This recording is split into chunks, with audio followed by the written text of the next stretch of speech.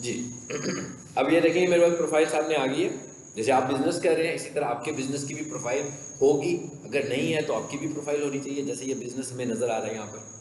मतलब जो लोग फिजिकली अपने बिजनेस को किसी भी जगह पर बैठ के कर रहे हैं उन्हें सबसे पहले क्या काम करना चाहिए कि अपने बिजनेस की प्रोफाइल बनानी चाहिए। अगर हम यहाँ पर देखें तो ये प्रोफाइल जो है ये क्या शो कर रही है, 349 इंट्रैक्शन भी शो कर रही है। तो इसका मतलब क्या हुआ कि लोग जो है, ऑडियंस जो है 349 यानी अबाउट 400 लोग इनके बिजनेस के साथ किसी ना किसी तरीके से ऑनलाइन इंटरेक्ट करने लगे। हो सकता है क्यूरी ली हो सकता है कॉल की हो सकता है डायरेक्शन ली हो सकता है इनकी वेबसाइट हो तो उस जगह पर वो चले गए हो। ठीक है, तो हम पहली बात यहीं से शुरू करते हैं, परफॉर्मेंस से। सो मैं इसकी परफॉर्मेंस पर गया हूँ, तो अब यहाँ पर आकर हम देखते हैं क्या हमारे सामने आता है। तो ये बेसिकली क्या है, परफॉर्मेंस का जो टैब है ये बेसिकली इनसाइट्स है। मतलब ये इनसाइट्स का क्या मतलब है, ये इनसाइट्स दिखा रहा है। इनसाइट्स का मतलब क्या होता है कि भाई क्या एफिशिएंसी क्या है, कौन आ रहा है कौन जा रहा है, कितने लोग आए हैं, कितने लोग इस प्लेटफॉर्म को विजिट कर रहे हैं। ठीक है, तो इसने क्या दिखाया है, कहता है 349 बिजनेस प्रोफाइल इंटरेक्शंस, यानी कि इनकी बिजनेस प्रोफाइल से गूगल पर आकर कितने लोगों ने इंटरेक्ट किया। नीचे आओ, ये देखिए क्या कह रहा है, कहता है 1796 about 800 people viewed your business profile. कहता है 1800 लोगों ने आपकी प्रोफाइल को देखा। उसके बाद और नीचे आए तो क्या कहता है, गूगल सर्च मोबाइल आ जाए, कहता है मोबाइल के ऊपर आपको इतना देखा, इतने परसेंट लोगों ने देखा। उसके बाद गूगल मैप मोबाइल, मतलब कहता है सर्च के ऊपर आपको इतने लोगों ने देखा, 50% लोगों ने आपको सर्च में देखा मोबाइल पे। जी वालेकुम सलाम। उसके बाद आपको मोबाइल के ऊपर गूगल मैप पे कितने परसेंट लोगों ने देखा, ये दिखा रहा है 35% ने देखा। सो अभी हमें रेशो का भी पता लग रहा है, इससे हमें एक और एनालिसिस भी करने लगे हुए हैं कि लोग हमें ज़्यादा कहाँ पे ढूंढते हैं। क्या मोबाइल के ऊपर लोग हमें ज़्यादा ढूंढते हैं कि डेस्कटॉप या लैपटॉप के ऊपर लोग हमें ज़्यादा ढूंढते हैं। उसके बाद उसने कहा कि भाई डेस्कटॉप के ऊपर गूगल की सर्च में आपको 13% लोगों ने देखा। हमें ये कंपैरिजन अब पता लग रहा है कि भाई मोबाइल के ऊपर तो 50% लोग देख रहे हैं हमें, लेकिन डेस्कटॉप के ऊपर सिर्फ 13% है। इसी तरह वो कहता है डेस्कटॉप के ऊपर जो हमारे पास परसेंटेज यहाँ पर 35% थी, गूगल मैप कितने लोग यूज़ कर रहे हैं, यानी एक एनालिसिस हुआ। इसका मतलब क्या हुआ कि हम टारगेट किस डिवाइस को करेंगे जब हम मार्केटिंग कर रहे होंगे। एक तो हमें मुख्तसर सा पता लग गया कि मार्केटिंग के लिए मोबाइल की डिवाइस जो है वो ज़्यादा बेहतर है, यानी ये मोबाइल टारगेटिंग ज़्यादा अच्छी है। मैं मोबाइल लैपटॉप पे बैठ के आपको पढ़ा भी रहा हूँ, लेकिन साथ में मैं अपना मोबाइल भी यूज़ कर रहा हूँ। अगर फॉर एग्जांपल मुझे कोई चीज़ परचेज करनी होगी तो मैं लैपटॉप से क्यूरी देखने की बजाय मोबाइल से क्यूरी देखूंगा, क्योंकि जब मैं उस क्यूरी को मोबाइल से देखूंगा तो मेरे पास वहाँ पर कॉल का बटन भी होगा। तो जब मैं कॉल का बटन प्रेस करूँगा तो वहाँ पर मेरे पास डायलर भी होगा। लेकिन जब मैं ये सारा काम लैपटॉप से कर रहा हूँ, लैपटॉप से देख रहा हूँ, तो लैपटॉप पे तो मेरे पास डायलर नहीं होगा। डायलर तक जाऊंगा, एक अजीब सी अननोन सी स्क्रीन नजर आएगी और उसके आगे कुछ भी नहीं करेगा वो, अनटिल मैंने कोई सॉफ्टवेयर बाय ना किया हो डायल करने के लिए कि भाई मैं लैपटॉप से भी डायल करता हूँ। ठीक है, फिर होगा, अदरवाइज तो नहीं होगा। सो एक हमें मुख्तसर सी इतने छोटे से एनालिसिस है कि ये बात पता लगी कि हमें टारगेटिंग कैसे करनी चाहिए। मोबाइल के ऊपर अपने कस्टमर्स को टारगेट करना है, लैपटॉप के ऊपर नहीं करना। पहली बात तो यह है कि जब हम कन्वर्जेंस चाहते हैं, सो कन्वर्जेंस के लिए तो लैपटॉप पे आपका बंदा नहीं बैठा हुआ। लैपटॉप पे लोग जो बैठे हुए हैं वो किस लिए बैठे हुए हैं, ज़्यादा से ज़्यादा इंफॉर्मेशन लेने बैठे हैं, पढ़ने के लिए बैठे हुए हैं, कोई डाटा एंट्री करने के लिए बैठे हुए हैं। लेकिन लैपटॉप के ऊपर लोग बाइंग इंटेंट के साथ नहीं है। बाइंग इंटेंट वाला बंदा लैपटॉप से बाई कर नहीं सकता बेसिकली, क्योंकि बाई लैपटॉप से बाई होगा नहीं। बाई करने के लिए उसे मोबाइल की ज़रूरत है। सो हमारी सब चीज़ें हम मोबाइल के ऊपर हैं, मतलब हमारी हर चीज़ यहाँ मोबाइल पर है। जिसको बड़ी स्क्रीन चाहिए तो वो टैबलेट यूज़ कर रहा होगा, लेकिन लैपटॉप पे वो फिर भी नहीं है। सो जिसकी बाइंग इंटेंट है, जिसकी खरीदने की इंटेंट है, तो वो किस पे अपना ट्रांजैक्शन करना चाहता होगा, वो अपना ट्रांजैक्शन मोबाइल पे करना चाहता होगा। ठीक है, अब ये जरा देखें इधर राइट साइड पे और भी कुछ नजर आ रहा है मुझे। कहता है searches shows your business profile in the search results. कहता है इस तरह सर्चेज आ रही हैं कि लोग आपको क्या ढूंढ रहे हैं। सी मोर करेंगे, बता रहा है लेस देन 15%, लेस देन 15%, 17, इतने परसेंट लोग आपको ढूंढने लगे हुए हैं इन सर्विसेज के अगेंस्ट, यानी इन कीवर्ड्स के अगेंस्ट। उसके बाद और क्या लिखा हुआ है जी ऊपर, कॉल्स। ये क्या हुआ, कहता है आपको कॉल्स कितनी आई हैं। अब वो कह रहा है कि जनाब आपको इतनी इंट्रैक्शंस थी उन इंटरेक्शंस के अगेंस्ट इतने लोगों ने आपको फ़ोन कर दिया। अच्छा, अब फ़ोन करने का मतलब क्या है? मतलब मैं अपने क्लाइंट्स को कहूँगा ना कि भाई आपको ये 35 फ़ोन आए हैं, तो हो सकता है वो क्लाइंट मुझे कहे कि नहीं जी मुझे तो फ़ोन रिसीव नहीं हुए 35। ठीक है, इसका क्या मतलब है? इसका ये मतलब है कि एक बंदा गूगल बिजनेस प्रोफाइल पर आया गया, ठीक है, उधर एक कॉल का बटन था, उसने उस कॉल के बटन को पुश किया। जब वो कॉल के बटन को पुश करेगा तो वो कहाँ जाएगा? डायलर पे जाएगा। अब हो सकता है कि जिसने बात करनी हो, मतलब वो कहे मुझे 35 नहीं आए, मुझे 25 आए हैं, या मुझे 20 क्यूरीज आई हैं, या मुझे 15 क्यूरीज आई हैं, जबकि मैं उसे कह रहा हूँ तुम्हें 35 आई हैं। सो बेसिकली 35 लोगों ने बटन दबाया, उनमें से 20 लोगों ने कॉल की, क्योंकि जैसे ही वो बटन दबाएगा तो उसके बाद वो कहाँ जाएगा? डायलर पर जाएगा। डायलर को जब डायल करेगा तो ही नंबर मिलेगा, अदरवाइज तो कॉल नहीं होगी, अदरवाइज तो कॉल नहीं होगी ना। सो इसका मतलब क्या हुआ कि 35 जो इंट्रैक्शन, कॉल इंट्रैक्शन शो कर रहा है, बेसिकली क्या हुआ है कि बटन को प्रेस किया उसने, लेकिन बटन को प्रेस करने के बाद हो सकता है कि 35 के 35 लोगों ने कॉल भी की हो, और ये भी हो सकता है कि ना की हो, ये चांसेस भी हैं। लेकिन हमें कम से कम ये पता लग गया कि ये वो एक ऑडियंस थी जिसके लिए हम जिसको हम बिल्कुल कंसीडर नहीं कर रहे थे, तो उस जगह से हमें क्लाइंट्स मिल रहे हैं। इसी तरह जब मैं इसके मैसेजेस में जाऊंगा तो देखते हैं यहाँ पर क्या हो रहा है। एक मैसेज आया, इसका मतलब क्या? ये मैसेज कैसे आ रहा है आपको? ये मैसेज आपको आपकी प्रोफाइल में आता है, और इसका सोर्स क्या होता है? जीमेल होती है। यानी आपको इस मैसेज की इंटीमेशन जीमेल पे आएगी, आपके जीमेल पे एक इंटीमेशन आएगी। जैसे आपको मेल आती है तो मोबाइल पे इंटीमेट हो जाता है ना कि भाई नई मेल आई हुई है। मैं देखूंगा तो पता लगेगा भाई गूगल बिजनेस प्रोफाइल में मुझे एक मैसेज है, मैं उस पर क्लिक करूंगा तो वो मुझे गूगल बिजनेस प्रोफाइल पे ले आएगा, फिर मैं उसको जवाब दूंगा। तो इसका मतलब क्या हुआ कि यहाँ पर हमें मैसेजेस भी आते हैं। उसके बाद आगे क्या लिखा हुआ है? बुकिंग। ये देखें जरा, क्या कहता है, कितने लोगों ने बुकिंग करवाई। अच्छा, ये जो बुकिंग वाला ऑप्शन है ना, ये ज़रा रिलेटेड ऑप्शन है वेबसाइट से। मिसाल के तौर पर अब बुकिंग गूगल बिजनेस प्रोफाइल का इटसेल्फ अपना तो कोई बुकिंग मॉडल नहीं है कि वो गूगल बिजनेस प्रोफाइल पर आकर बुकिंग करवाएगा आपको, लेकिन गूगल बिजनेस प्रोफाइल से हाँ ऐसे बुकिंग करवा सकता है आपको। कोई मैसेज करे कि जैसे मैं सर्विस प्रोवाइडर हूँ, मुझे कहे कि जनाब कल 10 बजे आकर आपने ये सर्विस देनी है, मुझे मैसेज आ गया ना, मैंने उसे यस का रिप्लाई कर दिया, तो इसका मतलब है बुकिंग हो गई। मतलब मैसेज की सूरत में तो बुकिंग करा सकता है वो, लेकिन यहाँ पर हमारे पास कोई ऐसा वेबसाइट का एप्लेट नहीं है जिसकी सूरत में वो बुकिंग करवाएगा। सो इसके लिए हमें किस चीज़ की जरूरत पड़ेगी? एक वेबसाइट की। मिसाल के तौर पर मैं कहता हूँ इधर है, यहाँ पर ना मेरे पास एक वेबसाइट है, सोफा।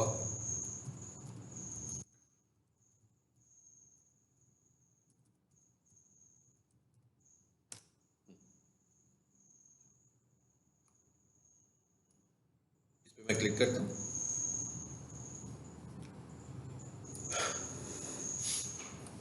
अब ये वेबसाइट पे आ गया मैं।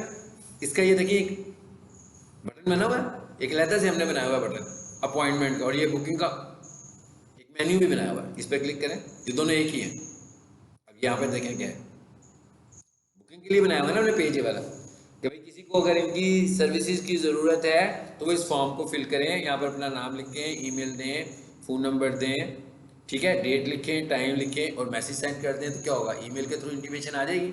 मैं क्या करूँगा, इसको पकड़ूंगा, यहाँ से कॉपी करूँगा इस यूआरएल को, ओके वापस आ जाए। ये क्या है?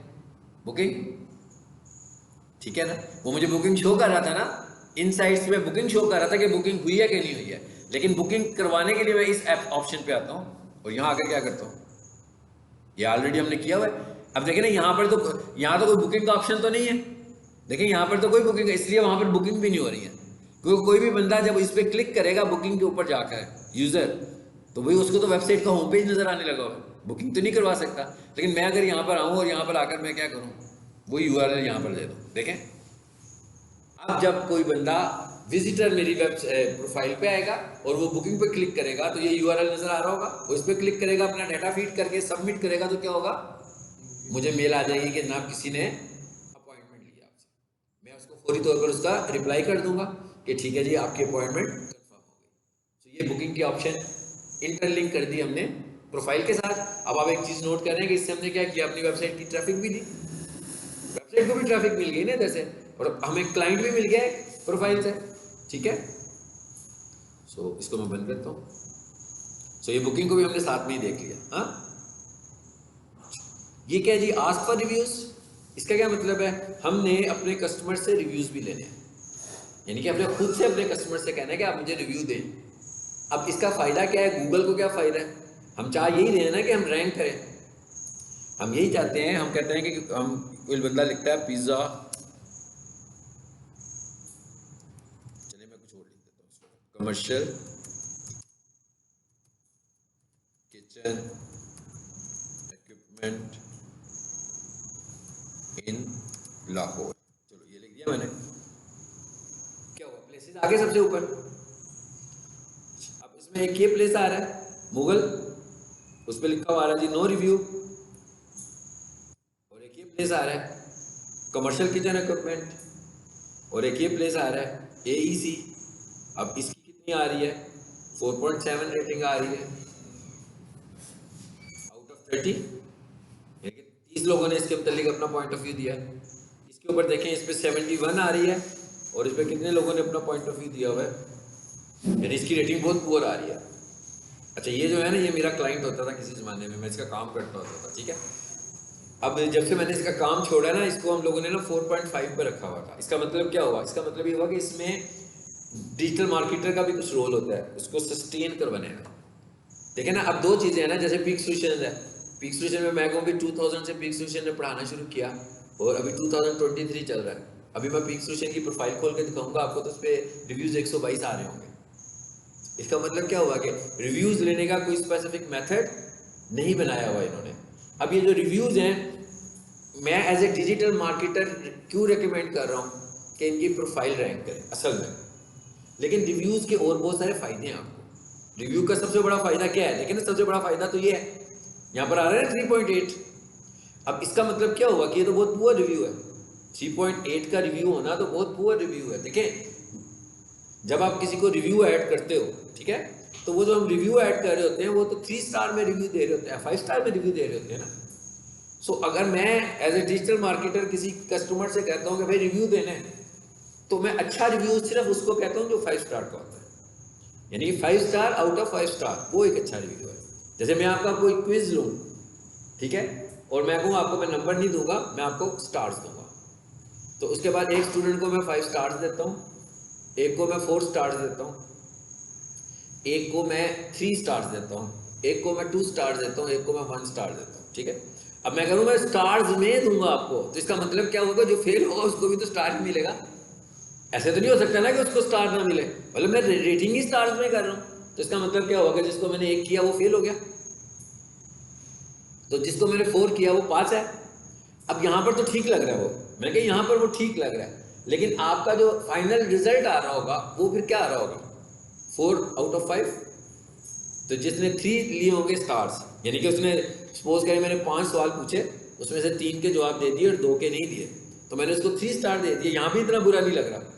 लेकिन जब गूगल रिव्यूज़ में ये रिव्यू इस तरह आ रहा होगा कि भाई एक बंदे को 4.7 मिल रहा है और मुझको 3.8 मिल रहा है, तो इसका मतलब क्या हुआ कि मैं सपोज कर रहा हूँ कि अनसेटिस्फाइड कस्टमर्स की तादाद ज़्यादा है। असल में इस रिव्यू लेने का मकसद ये है कि हम अपने अनसेटिस्फाइड कस्टमर्स को एलिमिनेट करने की कोशिश करें, कस्टमर्स को नहीं, अनसेटिस्फाइड कस्टमर्स को। यानी जो कस्टमर्स हमसे सेटिस्फाइड नहीं है, बहुत आसान तरीका है ना, मतलब ये कोई मुश्किल साइंस तो नहीं है ना। मगर मैं इस पर जाऊँ, दे मैंने कमर्शियल किचन ये खोल दिया जिसपे 3.7 था, 8 था कि 7 था। अब ये देखिएगा जरा, यहाँ पर ये रिव्यूज़ में आऊँ मैं, ये रिव्यूज़ में आया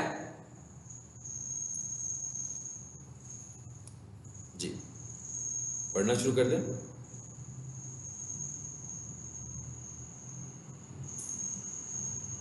ये सारे 5 आ रहे हैं। अब ये देखिए एक बुरा रिव्यू आया, ठीक है, ये उसी वक्त की बात है जब मैं इसको डील कर रहा था, तो ये एक बुरा रिव्यू आया हुआ है, ठीक है। अब इसने क्या लिखा है, अब आप देखिए बुरा रिव्यू कौन दे सकता है। आप अब ये देखिए, बड़ी ये अलग से गेम हो रही है ना। ऑनलाइन रेपुटेशन टूल है बेसिकली, ये आपकी बिजनेस की ऑनलाइन रेपुटेशन बना रहा है और गिरा भी रहा है। गिर तब रही है जब आपके क्लाइंट्स आपसे सेटिस्फाइड नहीं है, बना तब रहा है जब आपके क्लाइंट्स आपसे सेटिस्फाइड हैं। इवन हम मोबाइल भी खरीदने लगते हैं ना, हम कहते हैं यार मोबाइल को पहले रिव्यूज़ देख लेते हैं, देखते हैं ना मोबाइल के रिव्यूज़ कि भाई इस ब्रांड के रिव्यूज़ कैसे हैं, इस ब्रांड के रिव्यूज़ कैसे हैं। सो इसका मतलब क्या होगा कि हम रिव्यूज़ को वेट देते हैं, किसी स्पेसिफिक केसेस में तो बड़ा वेट दे रहे होते हैं। सो यहाँ पर एक पुअर रिव्यू आया हुआ है, ये 5 साल पहले का एक रिव्यू है, लिखा हुआ जी poor experience with Dastagir this, उसने ये लिखा जी मेरा एक्सपीरियंस अच्छा नहीं है। ठीक है। अच्छा, अब इसका तरीका क्या होता है? इसको हमने भी रिप्लाई किया, फिर देखें हमने भी इसको रिप्लाई किया हुआ है। हमने लिखा है एज पर आवर रिकॉर्ड्स, ठीक है जी, हाया हयात इज नॉट आवर कस्टमर, ये जो भी इन्होंने नाम लिखा हुआ है, ठीक है, it is totally fake review. अच्छा, अब हमने क्या किया, इसके बाद हमने इसको चेक करने की कोशिश की कि भाई इस ईमेल के थ्रू क्या हमारे पास कोई रिकॉर्ड मौजूद है, लेकिन असल में ये तरीका नहीं है। पहला तरीका क्या है, पहले फेज में हम क्या करेंगे, पहले फेज में हम इससे ये कहेंगे कि हाँ, सबसे पहले तो हम इसे एक्सक्यूज़ करेंगे कि जी आपका हमारे साथ बुरा एक्सपीरियंस हुआ, हमें बहुत सॉरी फील हो रहा है, लेकिन आप मुझे बताएंगे आपने कब हमसे मशीन परचेज की थी, मतलब जो भी परचेजिंग की हुई है आपने कब परचेज की थी और आपका पुअर एक्सपीरियंस किस तरह से हुआ है, ठीक है, क्या हमारी मशीन ख़राब हो गई है या आपको एक्सपेंसिव मशीन दी थी, क्या था।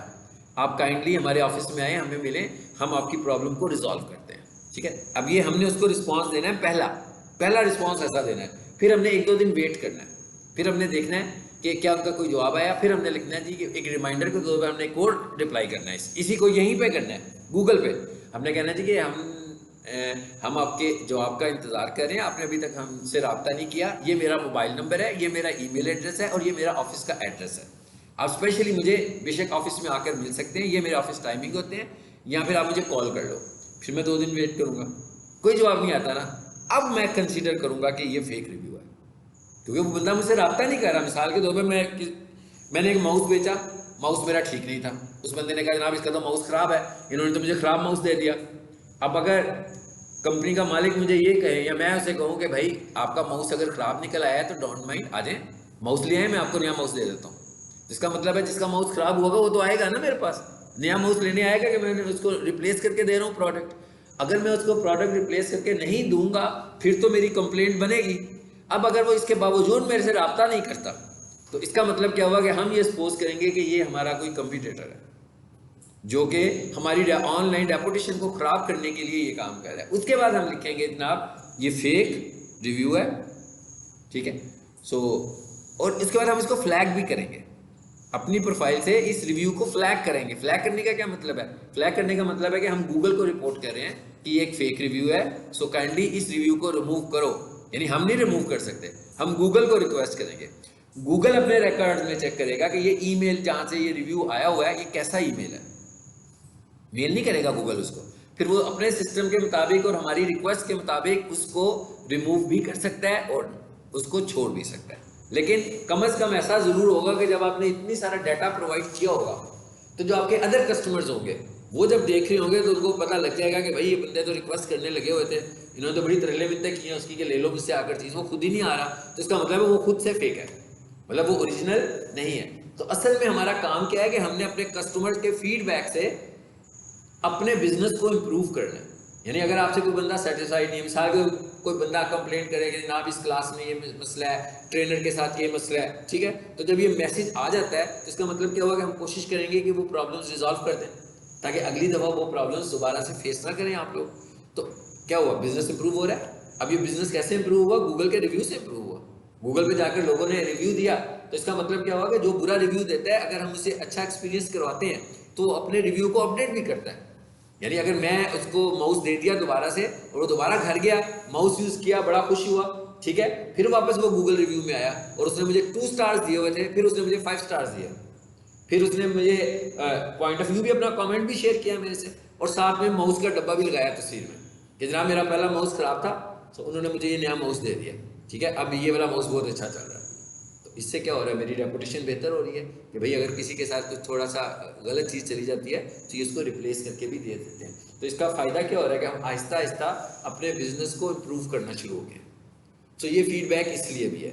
और गूगल के ऊपर हम जो कह रहे हैं ऑप्टिमाइजेशन फैक्टर है ये, हम कहते हैं कि भाई हम अपने कॉम्पिटिटर्स में टॉप पर है। तो जब ये जो पॉइंट मैं आपसे डिस्कस कर रहा हूँ अब आपको पता लग गया होगा कि सारे कॉम्पिटिटर्स फाइट करने लगे हुए हैं। ये देखिए ये वाला जो है गूगल कमर्शियल किचन है ना, ये भी बहुत पुराना है, ये भी बहुत पुराना है, इसके रिव्यूज को भी हम लोगों ने काफ़ी बिगाड़ा हुआ था। हाँ, मतलब ये दोनों आपस में कंपटीटर है ना, तो एक के रिव्यूज को हमें कम करना है। पहले गूगल का जो रिव्यू सिस्टम होता था ना वो बहुत स्ट्रांग नहीं होता था, यानी कि वो ऐसा था कि भाई मैं अभी यहाँ पे बैठूंगा यहीं से मैं 20 रिव्यूज दे सकता हूँ, there is no cross check. लेकिन अब तो उसका क्रॉस चेक आपको मैंने पिछले क्लासेस में 2 में पढ़ाते आ रहा हूँ, मैं कहता हूँ एक मोबाइल से सिर्फ एक ही रिव्यू दे सकते हैं, एक ईमेल से आप सिर्फ एक ही रिव्यू दे सकते हैं। इवन अगर मैं कल ये करूं कि भाई कॉलेज में सुबह से लेकर शाम तक अगर 3000 स्टूडेंट आके मुख्तलिफ कोर्सेज में पढ़ता है, तो मैं कहूँगा कल दोपहर के टाइम आधे स्टूडेंट्स को बिठाएं और सबसे रिव्यू ले लें, और रात के टाइम आधे स्टूडेंट्स को बिठाएं और सबसे रिव्यू ले लें। इकट्ठे रिव्यूज आ गए इतने सारे एकदम ही तकरीबन 4000 रिव्यूज आ गए। अभी उधर कितने पड़े हुए रिव्यूज? 122। अब गूगल का सिस्टम फिर एकदम हिल जाएगा, कहेगा ये क्या हुआ भाई, इतने सालों में 122 रिव्यूज और एक ही दिन में इतने सारे रिव्यूज। फिर वो देखेगा कि ये रिव्यूज कहाँ से आ रहे हैं, वो कहेगा ये एक ही आईपी एड्रेस है, यानी कि इंटरनेट सारा हमारा ही यूज करने लगे हुए थे, सबने पीक स्टेशन के आईपी के साथ कनेक्ट किया और हो गया। तो फौरन गूगल को पता लग जाएगा कि ये क्या है। हालांकि ये फेक भी नहीं है, ये फेक नहीं है। हम क्या कह रहे हैं, स्टूडेंट से दिलवा रहे हैं, but these reviews are not fake. ये ऐसे नहीं कि गलत रिव्यू दे रहा है, हम उन्हीं लोगों से रिव्यूज ले रहे हैं जो कॉलेज के स्टूडेंट्स हैं। ये फेक रिव्यूज किसी भी तौर पर नहीं है, लेकिन गूगल इनको क्या कंसीडर करेगा? फेक रिव्यू कंसीडर करेगा। और क्या करेगा, या तो फौरी तौर पर उठा के फेंक देगा, या फिर आहिस्ता आहिस्ता उनको निकालेगा और 2-4 दिनों में वो सारे के सारे रिव्यूज फिर चले जाएंगे। तो इसका मतलब क्या हुआ, रिव्यू देने का तरीका क्या है? यूनिक आईपी से, यूनिक मोबाइल नंबर से, यूनिक ईमेल एड्रेस से आपने रिव्यू देना है। अब मैंने अगर आप लोगों से रिव्यू लेना होगा तो मैं कभी भी कॉलेज में बिठा कर नहीं कहूँगा, मैं कहूँगा भाई घर जाना है, उसके बाद आपने मेरी प्रोफाइल को रिव्यू करना है, ताकि हर कोई अलहदा आईपी एड्रेस से मुझे रिव्यू करे, ताकि मुझे कोई इशू, मेरी प्रोफाइल को कोई इशू ना है। इस तरह तो मेरी प्रोफाइल फंस जाएगी। ठीक है, आई होप आपको समझ में आया होगा ये पॉइंट, जो पॉइंट मैं आपको बताना चाह रहा था। अच्छा, उसके बाद आगे क्या चीज़ है जी? Add updates. ये क्या चीज़ है? इसको देखा था हमने प्रीवियस क्लास में जी। ऐड अपडेट में देखिए हमारे पास 3 ऑप्शंस आ रहे हैं। पहले ऑप्शन पर आ रहा है ऐड अपडेट, दूसरे पे आ रहा है ऑफर और तीसरे पर आ रहा है इवेंट। अब ये क्या कह रहा है, ये गूगल बिजनेस प्रोफाइल है। गूगल हमें कहता है भाई ऐड अपडेट में जाएं और कोशिश किया करें कि फ्रीक्वेंटली अपने बिजनेस की अपडेट्स यहाँ पर बताते रहा करें, क्योंकि आप गूगल पर विजिबल हो रहे हैं, लोग गूगल पर आप आकर देखते हैं। ठीक है, तो अगर आप लोगों को ज़्यादा से ज़्यादा अपडेटेड इन्फॉर्मेशन देंगे तो लोग खुश होंगे, और अगर आप ज़्यादा से ज़्यादा अपडेटेड इन्फॉर्मेशन लेकर आएंगे यहाँ पर इस प्लेटफॉर्म पर, तो मैं भी खुश होऊंगा। तो मैं फिर आपको क्या करूँगा, ऊपर दिखाऊंगा, और जो कम इन्फॉर्मेशन लेटेस्ट लेकर आएंगे मैं उनको नीचे कर दूंगा।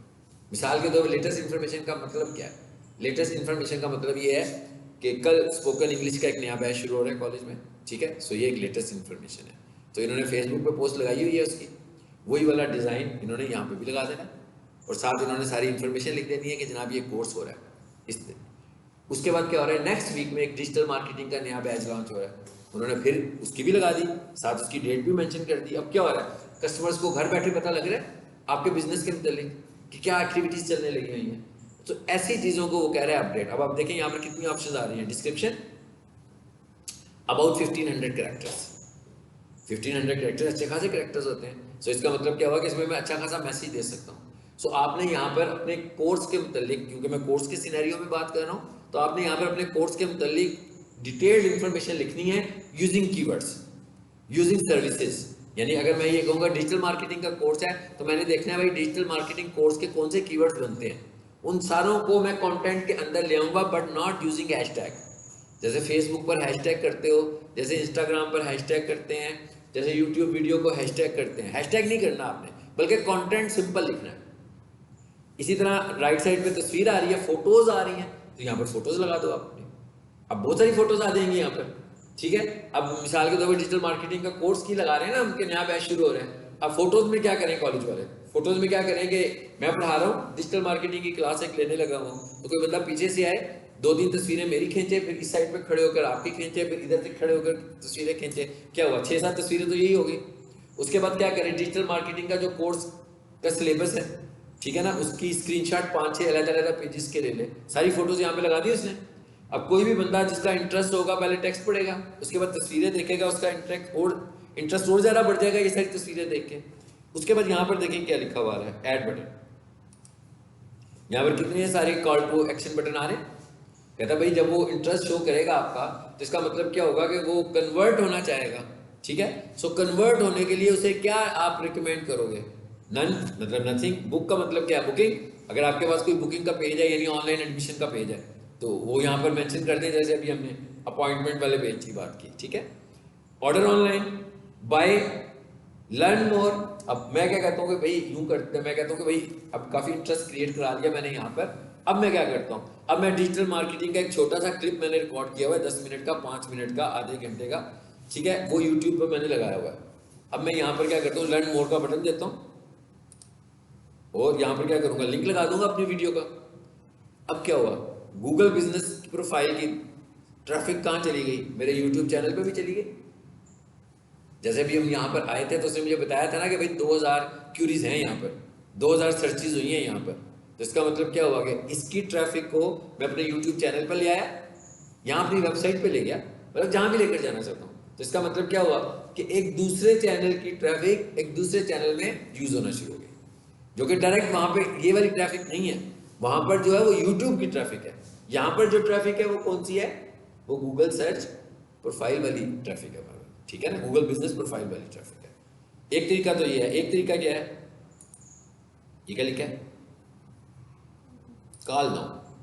अब किसी बंदे ने इंटरेस्ट शो किया, अब वो एडमिशन लेना चाहता है तो वो कहता है भाई मैं फ़ोन कर लूँ, जरा दफ्तर वालों को पूछ लेता हूँ, मज़ीद तफसीलात चाहिए मुझे, ठीक है। वो कॉल नाउ को चूज़ करके पोस्ट करेगा, क्या होगा, जहाँ पर पोस्ट नज़र आएगी वहाँ पर बटन कौन सा नज़र आ रहा होगा उसको, कॉल नाउ।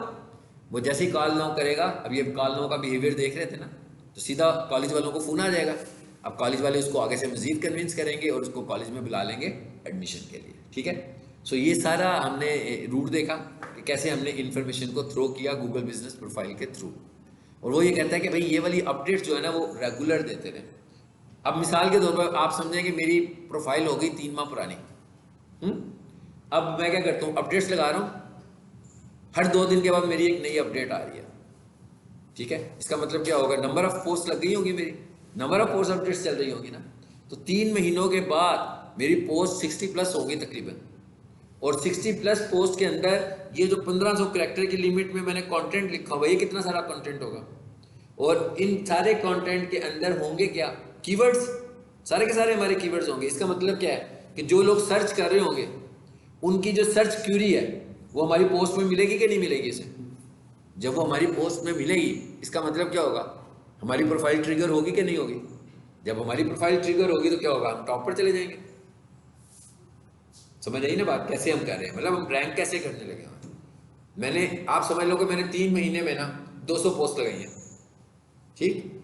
और उन 200 पोस्ट में से हर पोस्ट के लिए मैं कंटेंट कितना लिख रहा था, 1500 कैरेक्टर्स का। और मेरा जो कंटेंट था वो कंसिस्ट ऑफ करता है, वो मुश्तमिल था किस चीज़ पर मुश्तमिल था, कीवर्ड्स पर।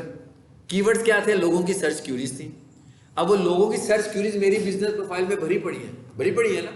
अब कोई भी बंदा क्यूरी करेगा तो गूगल क्या करेगा, प्रोफाइल के अंदर से क्यूरीज को देखेगा ना कि भाई इस क्यूरी को पूरा करने के लिए किसकी बिजनेस प्रोफाइल है, वो उसकी बिजनेस प्रोफाइल को ट्रिगर कर देगा और वो उसकी बिजनेस प्रोफाइल ऊपर नजर आएगी, बाकियों की बिजनेस प्रोफाइल नीचे नजर आएंगी। ये एक फैक्टर मैंने आपको बताया, मतलब ये नॉट ओनली वन फैक्टर, मैंने कहा एक ये फैक्टर है, और जो चीजें पढ़ रहे हैं वो सारे फैक्टर्स हैं, उनमें से एक फैक्टर ये वाला भी हमारे पास है। सो ये है हमारे पास अपडेट। समझ में आई आपको अपडेट क्या होती है। अच्छा, उसके बाद ये सिर्फ एक अपडेट थी। दूसरी तरह की अपडेट क्या है, इसका मतलब यहां पर थोड़ी सी ग्राफिक्स भी इन्वॉल्व है ना। याद रखें, आप डिजिटल मार्केटिंग कर रहे हैं, ग्राफिक्स तो है ही है इन्वॉल्व। ग्राफिक्स के बगैर आप मार्केटिंग तो नहीं कर सकते ना। मतलब आप अपने दफ्तर में भी कोई चीज़ बेच रहे हैं तो ब्रोशर तो आपके हाथ में होगा ना बेचने के लिए, किसी को दिखाने के लिए। जैसे आप कॉलेज में क्यूरी लेने आए थे तो जो कोर्स कहते हैं करना है वो एकदम आपके सामने एक पेज रख देते हैं कलरफुल सा, उसके ऊपर कुछ तस्वीरें भी बनी होती हैं, कुछ टेक्स्ट भी लिखा होता है, जिससे वो आपको अट्रैक्ट करता है और आपको बातें समझ में जल्दी से आ जाती हैं।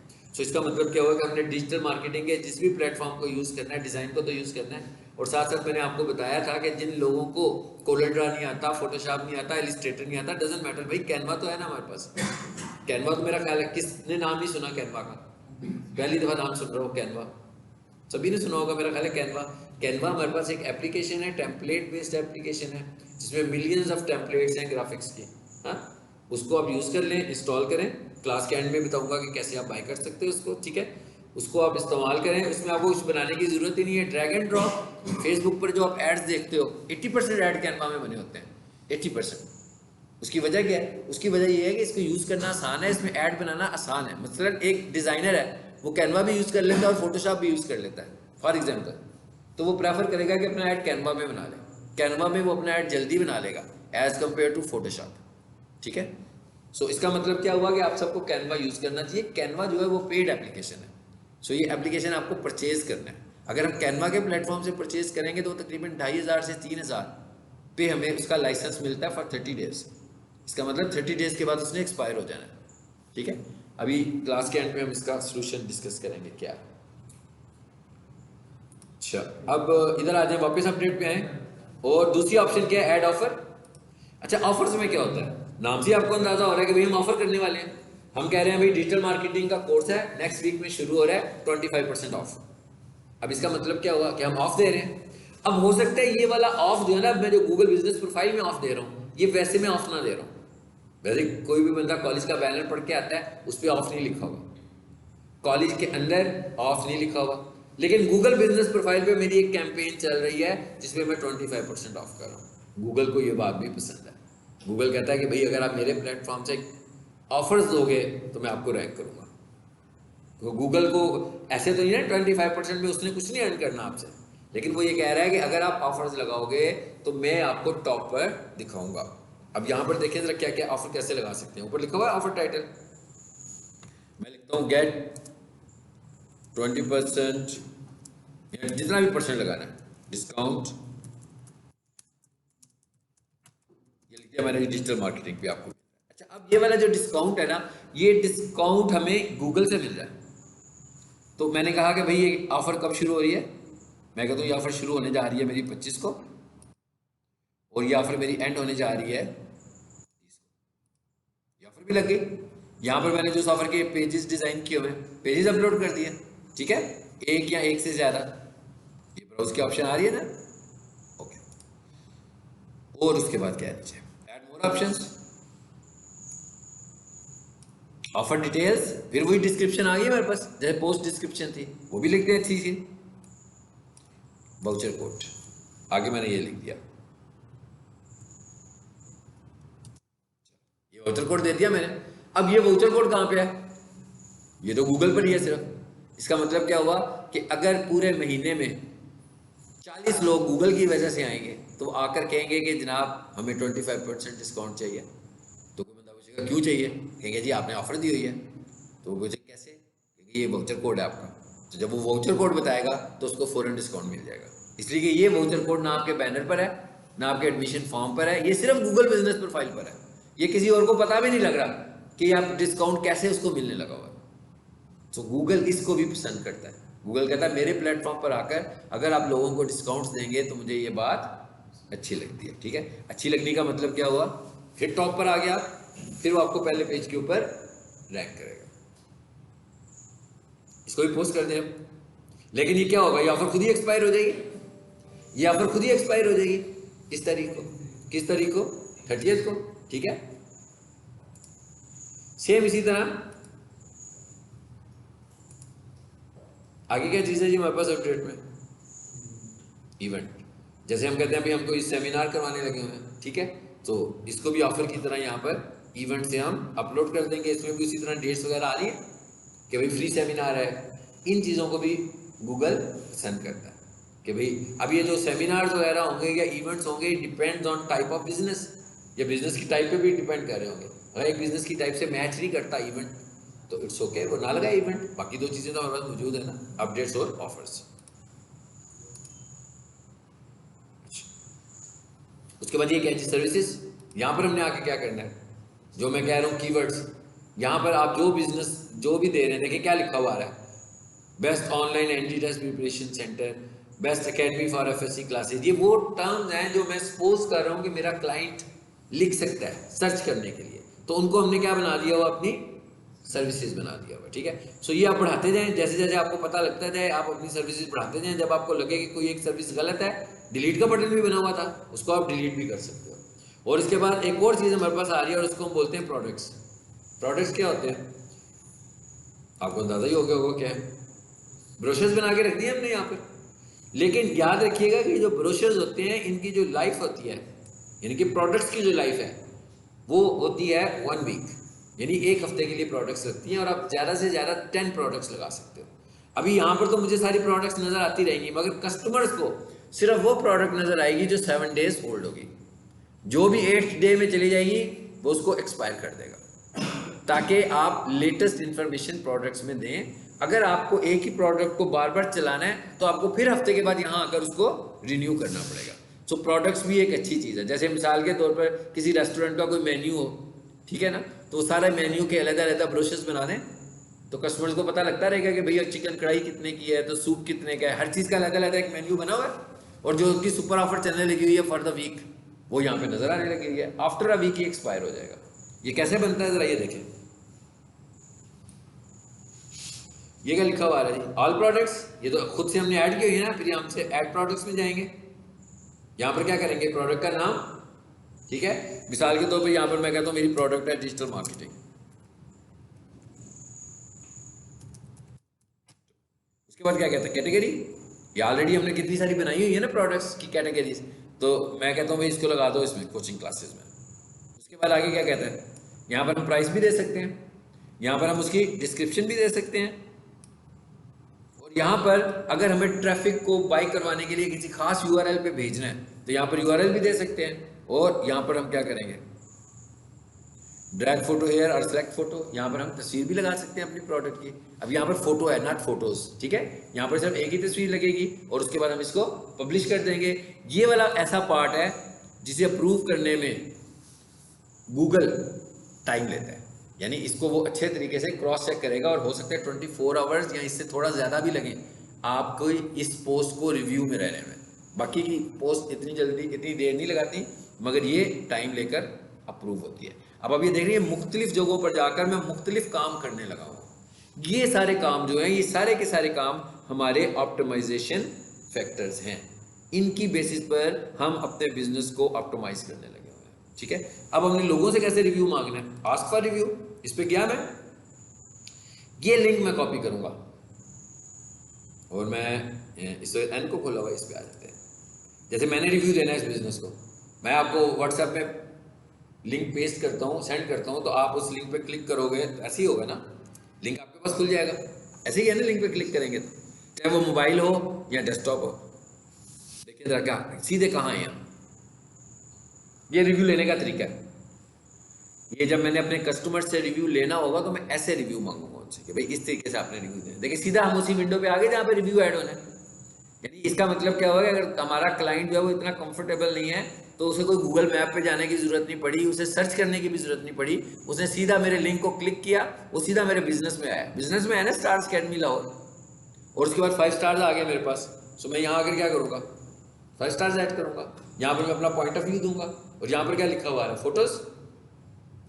अगर मैं ये तीनों चीजें यूज करता हूं तो मेरा रिव्यू स्ट्रांग होता है आज के दौर में, आज की तारीख में। हाँ, स्टार्स भी देने हैं, अपना पॉइंट ऑफ व्यू भी बताना है, क्योंकि ये फीडबैक है ना आपका। गूगल कहता है अगर एक बंदा आता है आपकी प्रोफाइल पे, लोग आते हैं मुसलसल 200 लोग आते हैं और आपको 5 स्टार देकर चले जाते हैं, तो गूगल कहेगा ये शायद कोई फेक एक्टिविटी होने लगी हुई है कि कोई भी बंदा अपना फीडबैक नहीं दे रहा। मतलब आपको 5 स्टार तो देता है मगर आपको फीडबैक नहीं देता कि उसका एक्सपीरियंस आपके साथ कैसा रहा, तो इसको फेक रिव्यू समझता है। इसलिए आपने कुछ ना कुछ जरूर जहाँ पर ऐड करना है।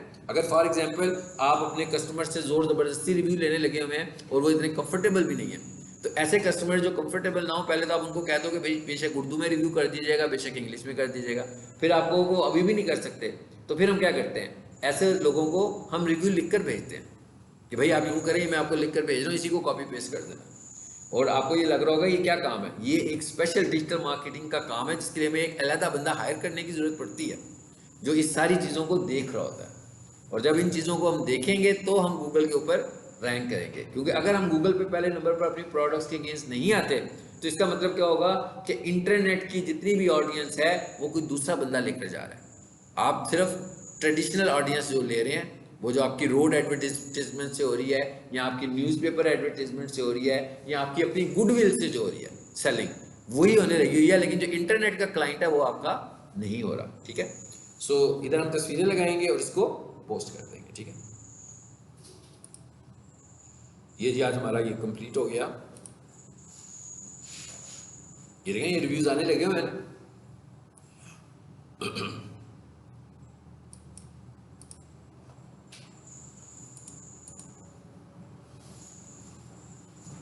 ये हमने आज कंप्लीट कर लिया अपनी गूगल बिजनेस प्रोफाइल वाला मॉड्यूल, ठीक है। इसके अंदर क्या काम करना है ये मैं आपको अगली क्लास में बताऊंगा। और आज मैं आपसे एक फ़ाइल शेयर करूंगा जो आपकी प्रोजेक्ट फाइल होगी कि आपने जो एंड पे सबमिट करनी है। लेकिन क्योंकि वो प्रोजेक्ट पूरे कोर्स का प्रोजेक्ट होगा तो आप के लिए आसानी वाली बात ये होगी कि आप जो जो काम करते जाएं। देखिए पहली बात तो है कि मेरा जो प्रोजेक्ट होगा ना वो थ्योरेटिकल कहीं से भी नहीं होगा, मतलब कोई ऐसा काम नहीं होगा जो आपने थ्योरी पढ़नी है तो करना है, बल्कि काम ऐसा होगा जो आपने खुद से ही करना है, प्रैक्टिकली करना है जो काम, ठीक है। तो उसमें से आप जो जो मॉड्यूल पढ़ते जाएं, जो पुराने स्टूडेंट्स हैं इनका तो ये पूरा मॉड्यूल हो गया, तो आप जो जो मॉड्यूल पढ़ते जाएं उसका प्रोजेक्ट कंप्लीट करते जाएं साथ साथ, ठीक है। मतलब उसमें क्या लिखा होगा, हर मॉड्यूल के अलग क्वेश्चन होंगे, तो आप हर मॉड्यूल को अलग कंप्लीट करते जाओ। तो जो पुराने स्टूडेंट्स हैं, जिन नए स्टूडेंट्स हैं, वो तो ये समझें कि नेक्स्ट क्लास से आपका कोर्स शुरू होगा, ठीक है, जब हमारी अपकमिंग क्लास है। तो जो पुराने स्टूडेंट्स हैं उनका ये आज एक मॉड्यूल खत्म हो गया, तो इसका मतलब क्या होगा कि नेक्स्ट क्लास में हम नया मॉड्यूल शुरू करेंगे, तो मैं आपको प्रोजेक्ट भेजूंगा, तो उसमें जो गूगल बिजनेस प्रोफाइल वाला पार्ट होगा सिर्फ वो आपने कंप्लीट करना है, ताकि एंड के ऊपर आपके ऊपर लोड भी नहीं पड़ेगा कि भाई सारे मॉड्यूल्स का काम आपको इकट्ठा करना है। और ये भी होगा कि 3 महीनों के बाद, 2.5 महीनों बाद आप ये चीज़ें काफ़ी इसमें से भूल भी सकते हैं। तो आप साथ साथ काम करते रहें, बेशक सबमिट आपने मुझे आखिर में करना होगा, ठीक है। चलिए अटेंडेंस लगवा लें आप लोग।